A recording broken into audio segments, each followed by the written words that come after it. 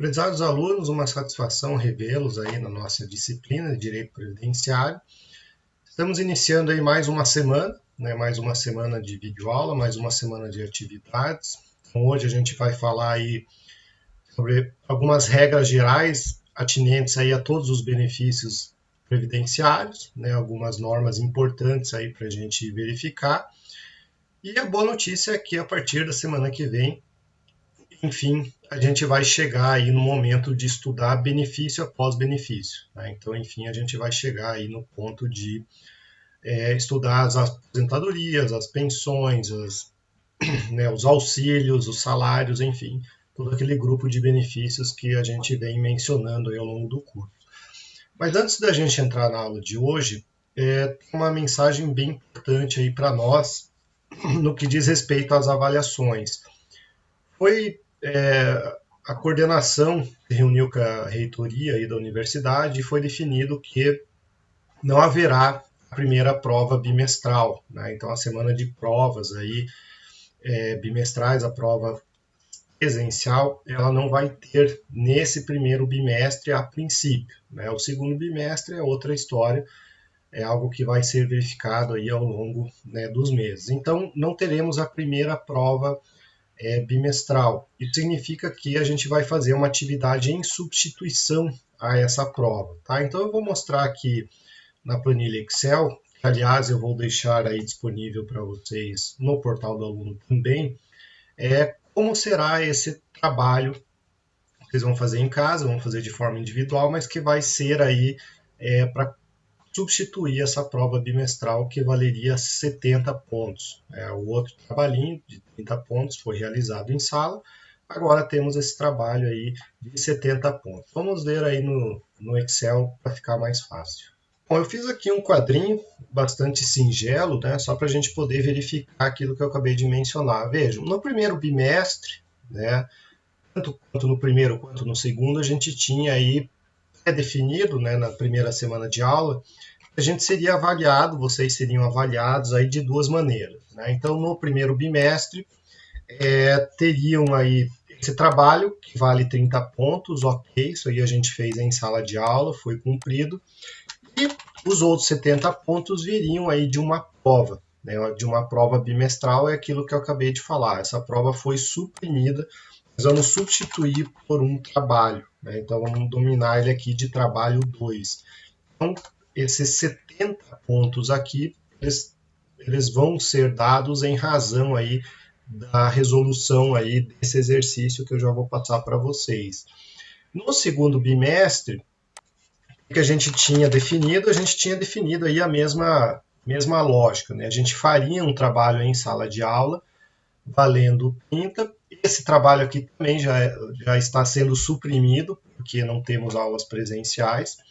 Então, esse trabalho aqui, ele vai ser substituído por essas questões que vocês estão respondendo toda semana. Então, toda semana, inclusive essa semana lançaremos mais uma, vocês vão respondendo essas questões, vão somando frações de notas e vão, a princípio, somar aí esses 30 pontos. A segunda prova bimestral ela não foi cancelada ainda, então, em princípio, teremos essa prova bimestral lá no final, no calendário aí do semestre, mas acaso ela não venha a ser realizada, essas questões vão servir também para suprir aí a questão da prova. Então, fiquem atentos aí a essas questões. Se não tivermos a prova, segunda prova bimestral, essas questões vão ser responsáveis aí por 100% da nota do segundo bimestre. Então, fiquem atentos aí, não deixem de fazê-lo.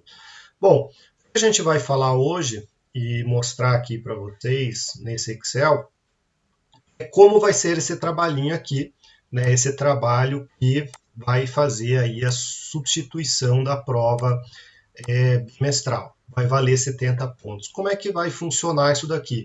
Basicamente, vocês vão analisar dois acórdons. Vocês vão analisar dois acórdons. Esses acórdons, obviamente, têm a ver aí com a disciplina. Esse acórdão, vocês vão fazer uma análise singela, um relatório, eu já explico aí quais são os requisitos. Mas primeiro, vocês têm que identificar qual acórdão vocês vão realizar, né? Então, cada um de vocês vai fazer análise de 2 acórdons. Esses acórdons não serão iguais para todo mundo, né? Então, eu fiz uma metodologia aqui de cálculo, de identificação de acórdons conforme o nome de vocês. Então, o que, que eu fiz? Vocês vão ter que analisar 2 acórdons, ok. Mas qual é o acórdão que vocês vão analisar? Aí que vocês precisam seguir essa metodologia conforme aqui esse quadrinho que eu fiz, conforme a letra do nome de vocês, né? Então vamos pegar o exemplo da Adriana Grani aqui, que é a primeira pessoa da lista de chamada. Vejam, vocês vão pegar a terceira letra do nome e a quarta letra do nome, né? Então, do nome Adriana Grani, a terceira letra é a letra R e a quarta letra é a letra I, né? Então vejam, para quem não conseguir fazer essa continha, eu já fiz aqui na planilha, já indiquei para todos vocês qual é a terceira letra do nome e a quarta letra do nome, né? Então todos vocês aí que estão na chamada vão ter letras diferentes, né? Existe aí, né, uma combinação que, de certo modo, todo mundo tem aí uma letra diferente um do outro. Então, veja, no caso da Adriana, a terceira letra do nome R, quarta letra I. Pois bem, R e I. O que vocês vão fazer? Vocês vão vir aqui na aba de trabalho e vocês vão identificar o R e o I, né? Letra R e letra I, no caso da Adriana. Então, o que acontece? Conforme as letras, a terceira e a quarta letra do nome da Adriana, a gente veio aqui para essa planilha e aqui eu coloquei o seguinte, as letras do alfabeto e qual número ela corresponde. A letra I corresponde ao número 9, nona letra do alfabeto. A letra R corresponde à 18ª letra do alfabeto. Então, o que a Adriana vai fazer? Ela vai fazer a análise do acórdão de número 9, tá aqui, e vai fazer a análise do acórdão de número 18, que está aqui embaixo também. Então, cada um de vocês vai fazer essa verificação aí, de acordo com o nome de vocês, de um modo que ninguém vai ter aí o mesmo acórdão para ser analisado, todos vão ter uma variação, né? Então fiquem atentos aí ao identificar corretamente o acórdão. Pois bem, vocês têm aqui qual é o acórdão. Vejam que tribunal, né, o tipo de acórdão, então é um acórdão, todos eles eu fiz questão de pegar a mesma, né, o mesmo tribunal e o mesmo tipo, né, de recurso, todos são recursos de apelação, e o número do processo correspondente, né? Então, o que vocês vão fazer? Vocês vão pegar e vão ir lá no site do Tribunal do TRF4 e vão buscar esse acórdão de apelação que vocês têm indicado aqui. Então, no caso da Adriana, vamos pegar esse acórdão aqui. Como é que vocês vão fazer? Vocês vão lá no site, vão lá em pesquisa de jurisprudência e vocês vão digitar aqui nesse campo o número, né? Número do processo. Vão pesquisar. Então, está aqui o acórdão, né? Vejam que aqui tem toda a descrição desse acórdão. Vocês vão clicar em inteiro teor, né? Aqui no inteiro teor, vocês terão aí todo o julgamento, né? Todo esse acórdão para analisar, né? Então vejam que são acórdãos aí que vão ter entre 10 e 15 páginas cada acórdão, né? Para vocês fazerem essa análise. Então não é lá tão extenso, mas também não é tão curtinho aí. Vocês vão ter que fazer aí um resumo desse acórdão. O que vocês vão ter que avaliar nesse acórdão? Basicamente esses pontos aqui. Primeiro vocês vão se identificar no trabalho, né? Vocês têm que aí, enfim, dizer o nome e o período. Tribunal, todos são iguais. Tribunal Regional Federal da 4ª Região. Vocês vão identificar aqui o número do acórdão, o número do processo, né? Aí quem é o autor, quem é o réu, no caso, quem é o recorrente e recorrido. E aqui sim vocês vão fazer uma análise de vocês, né? Então, o relatório, vocês vão fazer um resumo de no máximo 3 parágrafos e vocês vão sintetizar, ou seja, resumir todo o fundamento daquele acórdão em também 3 parágrafos aqui. Aí vocês vão trazer a parte dispositiva, né, vão indicar aqui se o recurso foi provido ou desprovido, conforme o julgamento. Aqui, nesse item, benefício pleiteado, vocês vão ter que indicar a que se refere, né? Então, é uma aposentadoria por idade, é uma aposentadoria rural, é um pensão por morte, enfim, vocês vão trazer aí qual é o benefício discutido e a data desse julgamento, né, que está ali no próprio acordo. Então, veja, não é um exercício tão dificultoso, não é um exercício aí tão complexo. Basicamente, eu quero que vocês leiam a jurisprudência e entendam essa jurisprudência e façam um resumo dela aqui no relatório e no fundamento. Vocês vão me enviar isso até dia 30 de abril. Vão me enviar até dia 30 de abril, último dia do mês, para aquele mesmo e-mail que vocês têm enviado aí os trabalhos, as questões semanais, né? Então, esse trabalho aqui, ele vai ser substitutivo da prova bimestral que não tem mais no primeiro bimestre, tá? Então, fiquem atentos aí ao envio desse trabalho, porque quem não enviar, né, infelizmente, já é um candidato aí para a final, porque não vai ter pelo menos esses 70 pontos, né? Então, feito esse trabalhinho, bem resumido, bem fundamentado, tem aí, né, a nota até 7, né, peso máximo 7. Então, fiquem atentos a essa metodologia, e esse trabalho não substitui a atividade aí, a questão semanal que a gente vai expor aí ao longo, né, da aula. Bom, pessoal, esse material aí, esse Excel que eu mostrei para vocês, vai estar lá no portal do aluno, tá? Então, para vocês identificarem os acórdons, né, e o que fazer.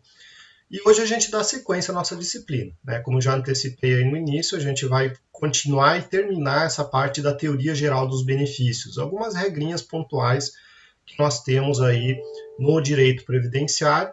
Ao longo da exposição, fiquem atentos que eu vou lançar também aquela questão, né? Aquela questão semanal que significa aí a presença e também essa fração de nota aí que vai servir para o segundo bimestre, né? Então fiquem atentos e vamos acompanhar aí no slide, que também está aí no portal do aluno, como sempre. Bom, regras gerais sobre os benefícios, né, que é o nosso tema da aula de hoje, significa que essas regras valem aí para a maioria dos benefícios. Claro que uma situação ou outra vai ter uma exceção, mas são regras, né, são ideias aí que se aplicam a todos os benefícios previdenciários que a gente vai começar a estudar semana que vem, né? Então, a partir de semana que vem, a gente começa a ver aposentadoria, pensão, auxílio doença, auxílio reclusão, enfim, todos eles aí numa sequência, tá? Então, a partir de semana que vem. Hoje a gente termina aí essa parte de teoria geral dos benefícios, falando primeiro aí da questão do reajustamento da renda mensal dos benefícios, né? Então vejam, o benefício, uma vez concedido, ele, por princípio constitucional, ele tem que manter aí seu valor monetário, né? Então, ele tem que ser atualizado anualmente.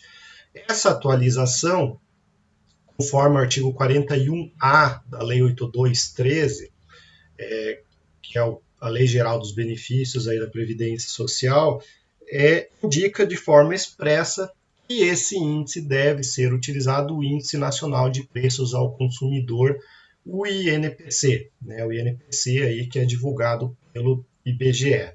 Então vejam, o pagamento, né, o salário ou o benefício, a renda que a pessoa aposentada ou beneficiária recebe, ela é sempre anualmente corrigida aí pelo INPC, sempre respeitando aquela ideia de mínimo, o salário mínimo, né? Então, se o benefício ele é substitutivo da remuneração da pessoa, esse valor não pode ser inferior ao salário mínimo, né? Então, se o reajuste pelo INPC não atingir ou permitir um valor menor que o salário mínimo, aí o salário mínimo é a base, é o piso, né? Então, não pode ser a menos do que o salário mínimo. Acima do salário mínimo, corrige pelo INPC. É óbvio que o teto do INSS ele também é corrigido anualmente pelo INPC, então a pessoa, na questão do teto, né, tem o teto do INSS, acaba sendo o teto do reajuste da pessoa ao mesmo tempo, né? Agora, o salário mínimo são índices diferentes aí do INPC, então tem essa peculiaridade. né? O INPC, se ele é menor que o reajuste do salário mínimo, a hora que a pessoa chega no salário mínimo, é o salário mínimo que vai preponderar aí na questão do benefício dele, né? Então, ajustamento da renda mensal que acontece anualmente. Bom, um outro assunto bastante interessante que nós temos aqui é a regrinha do artigo 115 da Lei 8213. Vejam,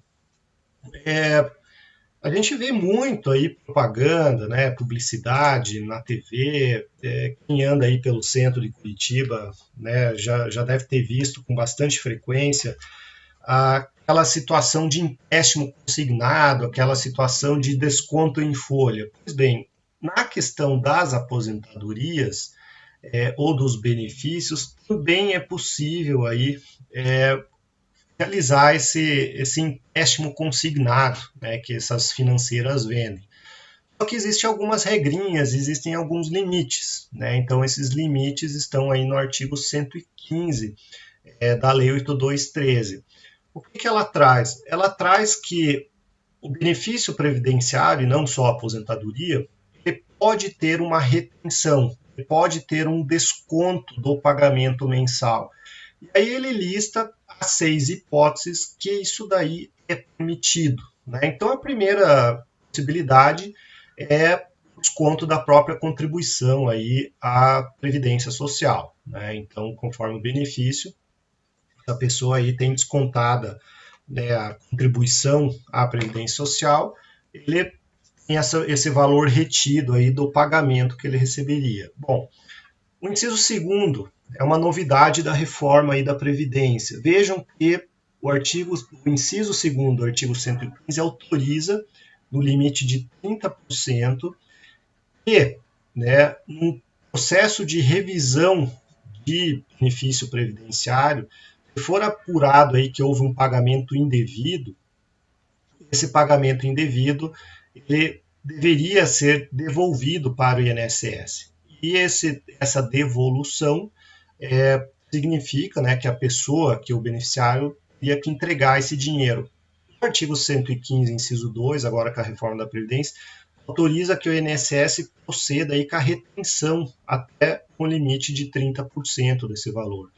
Um pagamento indevido ao beneficiário, seja na via administrativa ou judicial, permite que o INSS faça essa retenção. Então, é uma forma deles recuperarem esses pagamentos indevidos aí, o que causa um certo problema, né? Porque vejam que o inciso segundo ele traz a questão do pagamento administrativamente concedido de forma indevida. Vejam que, né, o contribuinte ou o beneficiário, as pessoas que recebem os benefícios, elas são pessoas de boa fé, via de regra, de modo que se o INSS conceder um benefício de forma equivocada, essa pessoa não poderia ser punida em ter que devolver esse dinheiro. Então a jurisprudência, de uma certa maneira, trazia esse conceito. Se a pessoa recebeu de boa fé, se foi uma falha do INSS, não poderia ser compelida a devolver. Agora não, né? Agora não, agora tem essa possibilidade legal aqui de retenção. O inciso terceiro, a retenção aí do imposto de renda, né? Imposto de renda retido na fonte, né? Em algumas situações aí a pessoa, dependendo do valor, ela tem uma retenção do benefício pago, o imposto de renda. O inciso quarto, algo bastante comum, né? A questão da pensão alimentícia, a questão aí de uma sentença, né? Fixar uma pensão alimentícia para um filho, né? Ou para ex-mulher ou para o ex-marido, decretada em sentença judicial. Então, uma ordem judicial precisa vir aí do Poder Judiciário, um ofício, determinando, né, determinado pagamento no limite, né, a jurisprudência aí tem uma regra geral de um limite de 30%, esse valor seja repassado aí ao alimentando, né? Então, o inciso quarto. Inciso quinto, as mensalidades de associações e demais entidades de aposentados aí, né? Então, desde que autorizadas por seus filiados. Então, seu aposentado aí, seu beneficiário tem aí filiado a alguma associação, né? Algum clube aí, ele pode fazer esse desconto em folha, e o inciso sexto, né, que vem naquela hipótese que eu falei logo no início, né, das financeiras, aí, dos empréstimos consignados. Vejam que o pagamento de empréstimo, financiamento, cartão de crédito, operação de arrendamento, instituições financeiras, elas podem fazer essa retenção, essa consignação em folha, até o limite de 35% do valor do benefício. Esse limite era 30% e agora passou para 35%. Né? Então, 35% aí do salário, da renda mensal do beneficiário, pode ser comprometida para o pagamento, né, de um empréstimo consignado.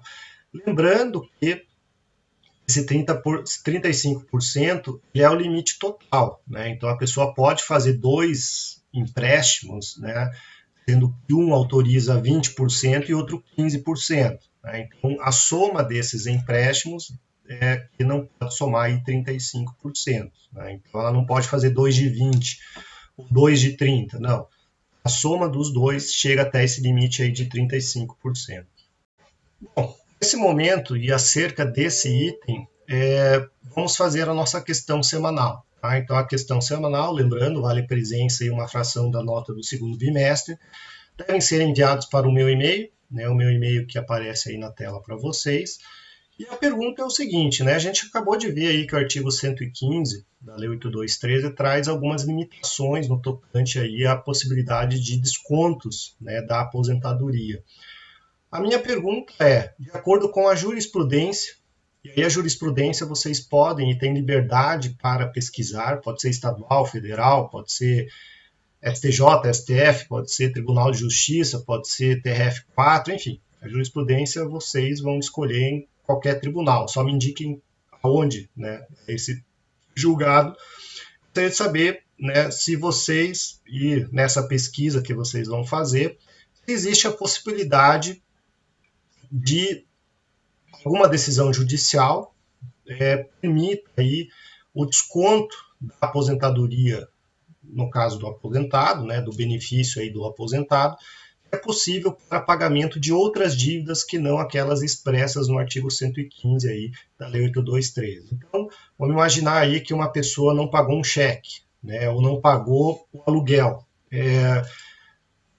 Existe jurisprudência permitindo o desconto, né, o a penhora aí dessa aposentadoria para dívidas que não estão expressamente no artigo 115 da Lei 8213? Essa é a pergunta que vocês têm que mandar aí para o e-mail até semana que vem, né? Nossas aulas são sempre quintas-feira, então quinta-feira da semana que vem, dia 16, né, no e-mail que está aí na tela para vocês. Bom, continuando aqui nos nossos slides, aí na questão, né, do nosso conteúdo, o terceiro ponto aqui que a gente traz é a questão da acumulação de benefícios. Né? Então, é uma pergunta bastante frequente aí, que a gente verifica, né, no dia a dia. Eu posso ter 2 aposentadorias, eu posso ter 2 pensões, eu posso ter, somar uma pensão com uma aposentadoria.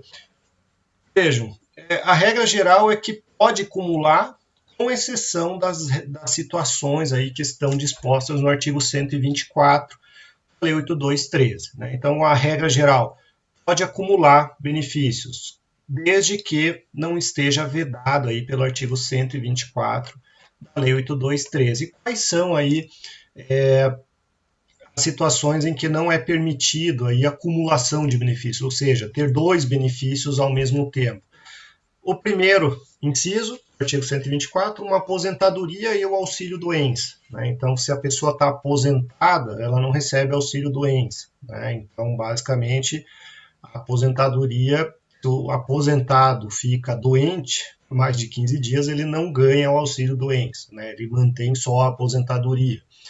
A segunda regrinha, mais de uma aposentadoria. Né? Então, no momento em que uma pessoa se aposenta, ela não tem mais a possibilidade de mudar essa aposentadoria ou somar uma adicional. Né? Então é bastante importante aí no seu planejamento individual você escolher bem essa aposentadoria, porque você não pode também renunciar a ela. Né? A regrinha da desaposentação, que a gente já falou, ela não existe mais. Então a aposentadoria, uma vez concedida, ela não muda mais. Né? Então existe uma exceção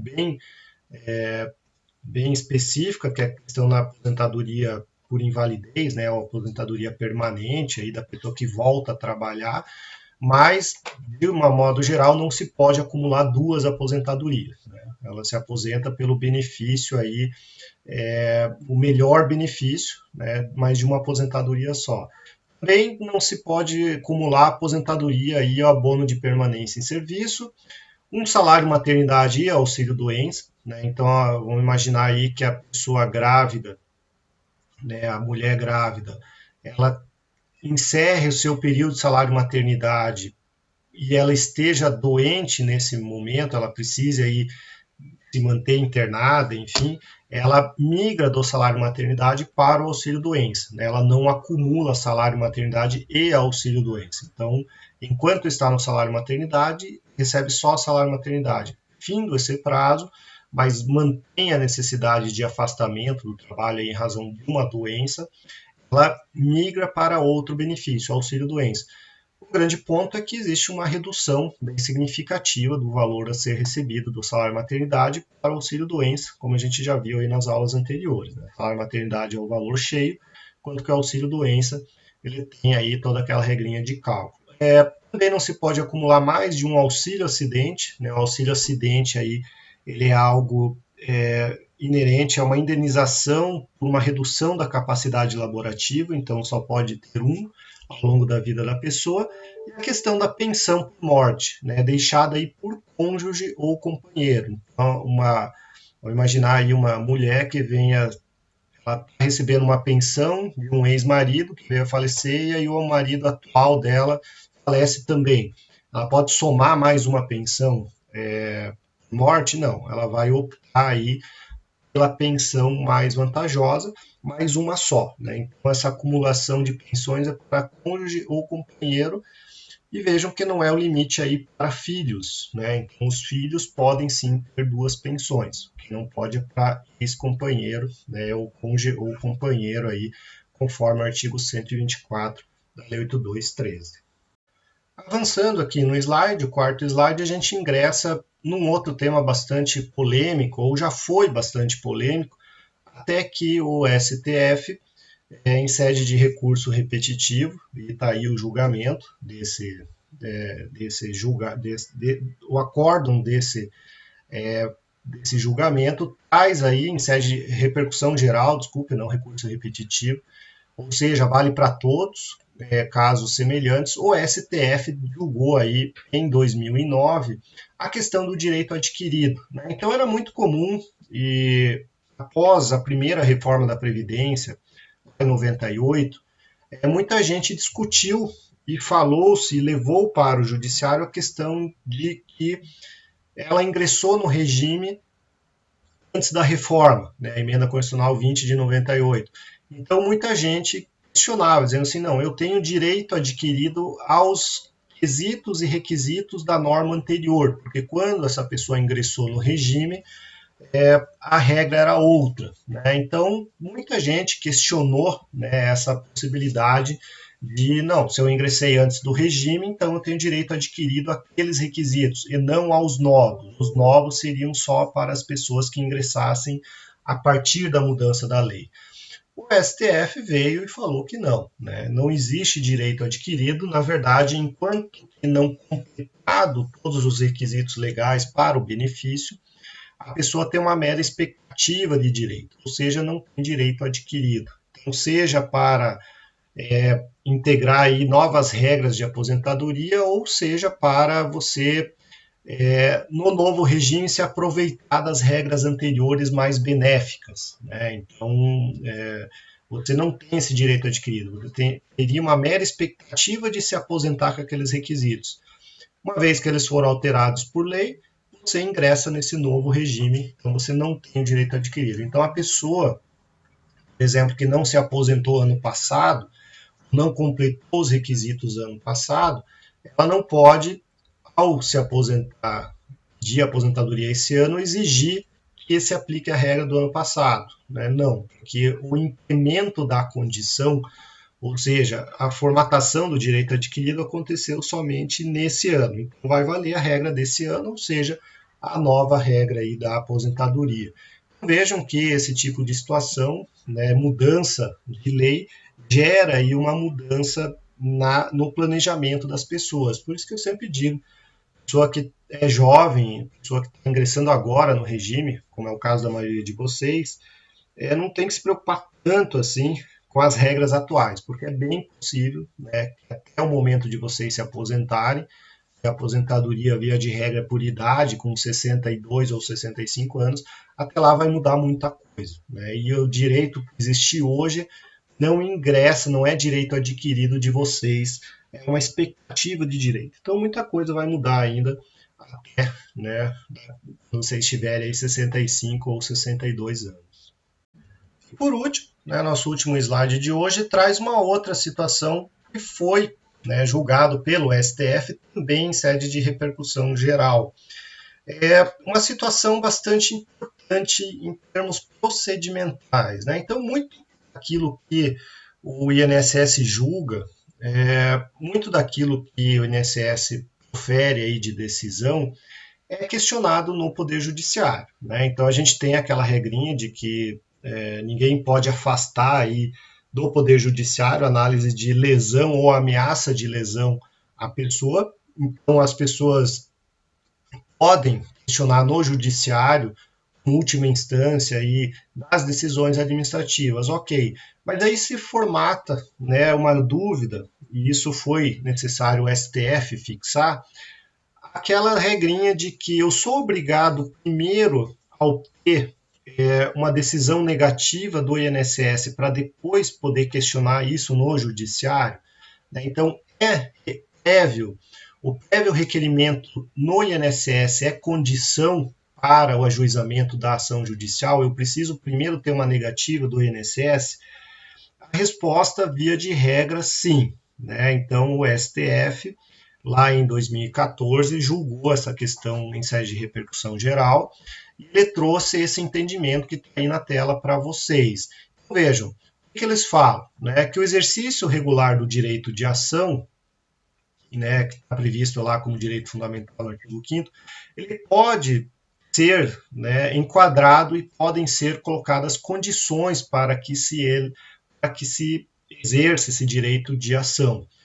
Pois bem, e com base nisso, né, o questionamento aí, né, a discussão, o inconformismo com algo que o INSS venha a decidir, exige primeiro esse deferimento, né, o indeferimento ou essa apreciação pelo INSS. Então, primeiro tem que fazer o protocolo no INSS, essa é a regra. Você primeiro faz o protocolo, espera a negativa, aí sim você pode partir aí para as vias judiciais. Né? Existe uma situação, a demora pela apreciação, aí você pode entrar com ação no judiciário, aí existe essa possibilidade da duração razoável do processo.